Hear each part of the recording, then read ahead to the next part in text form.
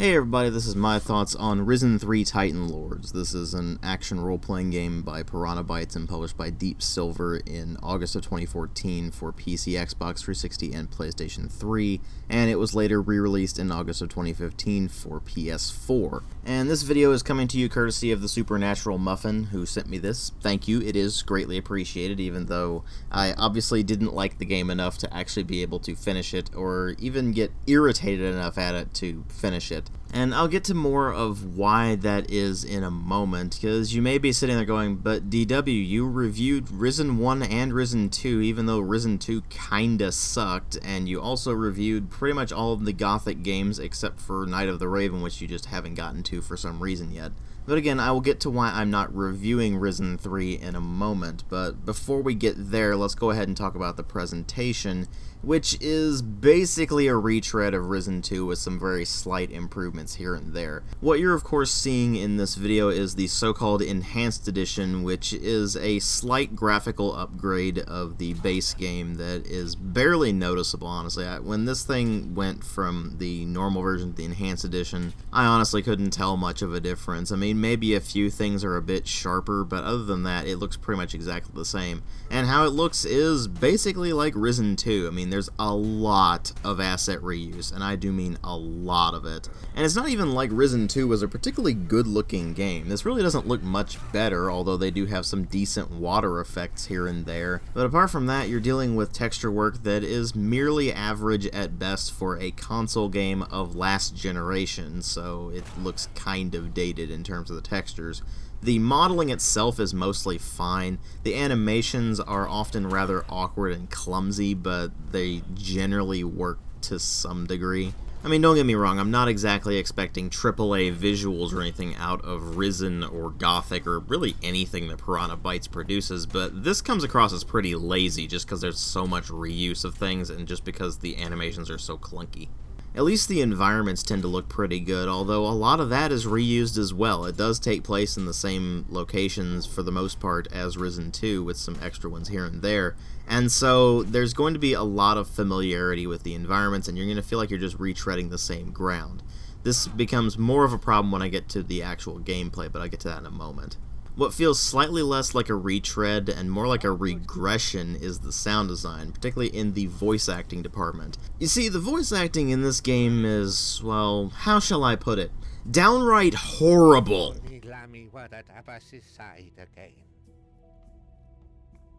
Do you want me to go and get him for you? Lami, good worker. If homie gets Lami, then Abbas Gippy gold. Now, admittedly, that is the English dub. If you play it in the original German, the voice acting is a bit better, but it's not much better. And so when you play it in English, you're finding that the voices are wildly exaggerated, things are emphasized that really don't make sense to emphasize, and all of the dialogue just ends up coming across as very stilted, awkward, and clumsily translated as a result. Even when you run across a line that's supposed to be funny or witty, it ends up just being cringe-inducing half the time just because the voice acting ruins it so much. It's not like the older Gothic games or the original Risen or anything like that, where the voice acting was not very good, sure, but at the same time, it was kind of endearing. This is just irritating. And it's basically the only real part of the presentation that really drags this thing down, because you can put up with the visuals for the most part, you can put up with the sound effects generally being pretty wimpy, and a lot of which were reused from previous Risen games, of course, and you shouldn't be bothered at all by the soundtrack, because it's actually pretty well done. It's got this nice piratey theme to it, but at the same time, it feels like it fits in with a good fantasy adventure as well. So most of the presentation is either tolerable or, in the case of the soundtrack, is outright rather good, but when it comes to that voice acting, it is so bad that it actually does drag down the rest of it. But what really matter here are the story and the gameplay, and this is where the game just completely lost me.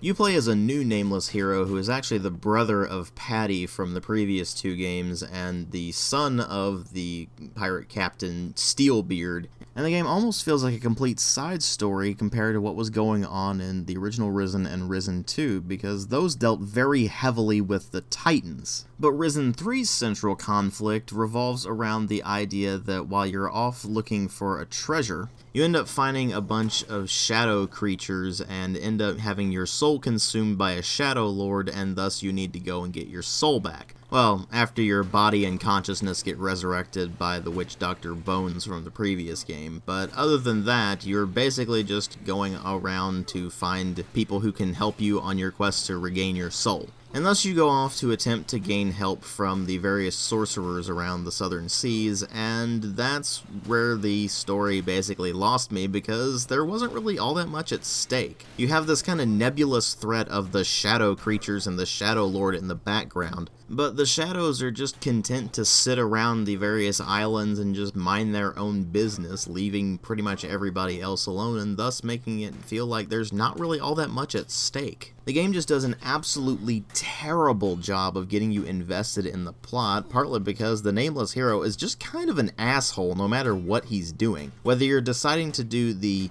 good options or the evil options, so to speak, because you have a soul gauge now where the negative soul values mean you're slipping more toward evil, and if you got positive soul values, that means you're more towards the good end of the spectrum. But either way, you're just kind of an asshole. The new nameless hero is just generally pretty selfish and complains a lot, so more often than not, you can't get attached to your character really at all. And his absolutely terrible voice acting, where he either sounds completely bored with everything, or he sounds like he's trying to pull off a really bad Christian Bale Batman impression, make it really hard to take him seriously and thus get invested in actually getting his soul back. Seriously, why should you care about this guy? He has basically no personality whatsoever. And that's something that the previous two Risen games kind of skirted around because they weren't really about the character himself. They were about the bigger picture. They were about the actual Titans and being able to deal with them.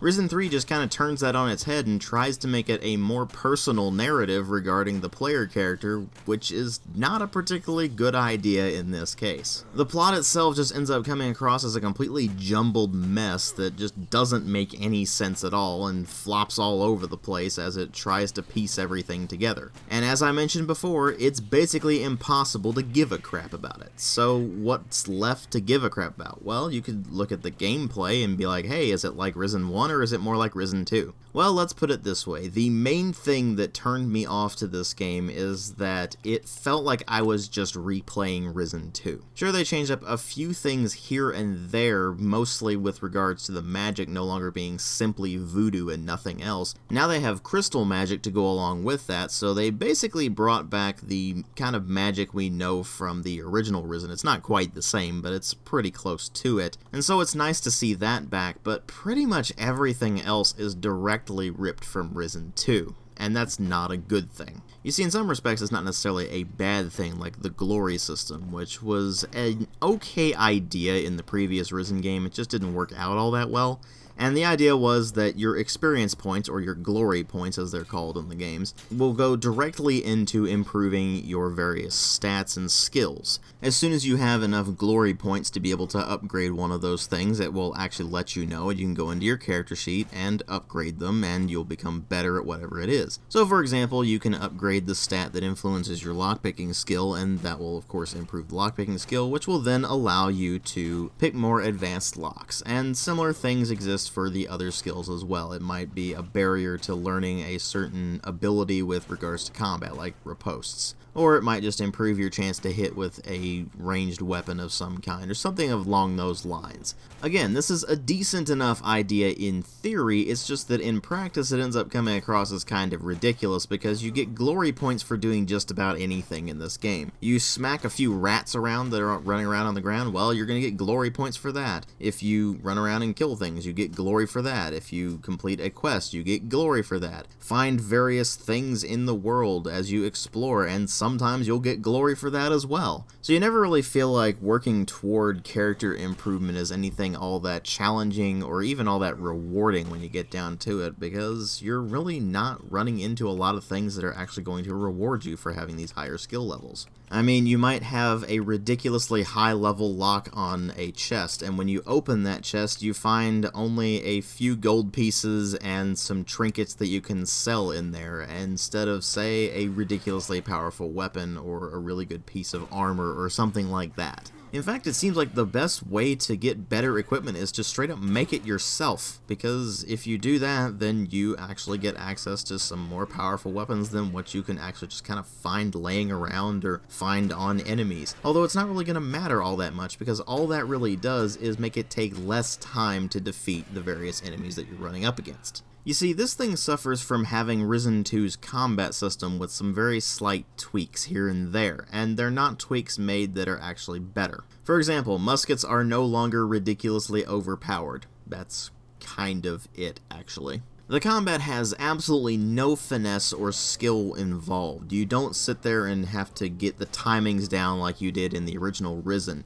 You don't feel like you're getting better over time like you did in the original Risen or in the Gothic games. Instead, you quite literally just stun lock things until they die. The combat, even from the earliest parts of the game, is a total cakewalk. About the only time you're ever going to run into really any problems is if you manage to just fall asleep while you're trying to fight things, or if you run into a large group of enemies, and I do mean a large group, because you can take on a good 3 to 4 enemies at once and come out on top no problem. And this isn't simply because you can stun lock things to oblivion, it's also because the enemy AI is mind-bogglingly stupid. They'll get stuck on things all the time. They'll have a hard time actually defending against your attacks. They are perfectly content to have you wail on one of their buddies while they just kind of sit back and hang tight for a while until occasionally they might take a swing at you. But generally speaking, they just kind of sit there while you wail on their buddy until their buddy dies, and then you can turn on them and wail on them until they die.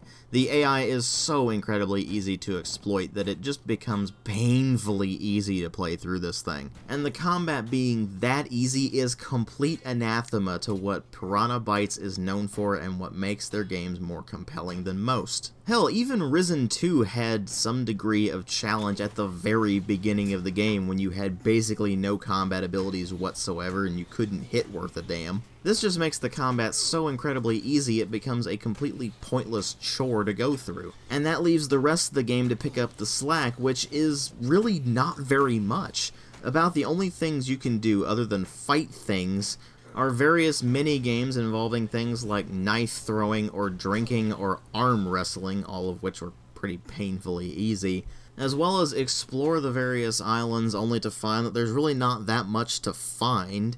And then there's the various quests you can go on, the majority of which are fairly simplistic and usually involve just go here, kill stuff, maybe get some loot and bring it back. And all the while, those quests generally feel like you're just doing tedious bitch work, as it's referred to. And so what ends up happening is there's basically nothing to get attached to in this game that will actually make you want to complete it. Now, they do introduce something a bit later on in the game that I haven't gotten to yet, and so I can't really comment too much on it, which is ship combat, but unfortunately, from what I understand and what I've seen and read and everything, it's basically just a crappier version of Assassin's Creed 4's ship combat. Which is to say, it's a pretty crappy system because Assassin's Creed 4's system wasn't exactly that great either. But of course, that's just me speculating on things because I haven't gotten to the ship combat, so I couldn't tell you how it is from personal experience. But that's the problem. I don't want to know how it plays out. I don't want to know how the story progresses. I have absolutely no investment in the plot, in the characters, or in the gameplay at all. It did pretty much everything it possibly could to screw up the formula that Risen 2 had already screwed up. I mean, don't get me wrong, the original Risen wasn't an amazing game, but it was a pretty solid action RPG in the typical Piranha Bytes style. It was pretty much a return to form from them after the admittedly messy game that was Gothic 3. And then you get to Risen 2, and they just basically learned nothing from Risen 1 or the previous Gothic games. In fact, they basically just tried to throw a lot of that out the window in favor of doing something that ended up being pretty crappy when you get down to it. But then you get to Risen 3, and it's just kind of baffling. I don't think anybody expected a Risen 3 to begin with, let alone the simple fact that the game itself is basically just a rehash of Risen 2. I mean, you're dealing with a lot of the same locations that are laid out in pretty much exactly the same way. You're dealing with a lot of the same characters. The gameplay mechanics, apart from the introduction of crystal magic and such, is basically exactly the same as Risen 2's, but slightly more dumbed down, oddly enough. At this point, I'm just clueless as to what's going on with Piranha Bytes. It's like they didn't learn from their mistakes, and in fact just rehashed the exact same mistakes, only worse with Risen 3. They had really solid games with Gothic 1 and Gothic 2, and then they made Gothic 3, which was kind of a mess, and then they actually refined some things and produced a rather good action RPG with the original Risen, only to completely screw up Risen 2 and Risen 3. It's almost like they lived in an echo chamber during the production of Risen 3, like they released Risen 2 and they just took that and started messing around with it for Risen 3, and eventually just kind of had to rush it out the door, because the game does kind of feel unfinished at times. But regardless of whatever happened during development and whatever weird echo chamber environment they might have been in, it doesn't excuse the simple fact that Risen 3 is just not a good game. If anything, I would actually say it's actually a bit worse than Risen 2, simply because it takes what Risen 2 did and makes it slightly worse. Don't get me wrong, I barely got anything out of Risen 2, but Risen 3, I can't even bring myself to finish. It just feels like I'm playing Risen 2 all over again, and I got sick of Risen 2 toward the end. So sorry if you were expecting a full review of this, but I just can't bring myself to do it. It is just that boring. And ultimately, I just cannot bring myself to recommend this to anyone as a result. Hopefully Piranha Bytes learns from their mistakes with the previous two Risen games when they're making their new IP, Elex, or however you're supposed to pronounce it. Because after this, I am extremely discouraged to see anything from them at this point. But who knows, maybe they'll actually learn from their mistakes and fix them in the new game. But we'll have to wait and see for that, because right now we don't really have much information about it. Until then, we're just going to have to live with the fact that the last actually good game they made was the original Risen. Thanks for watching.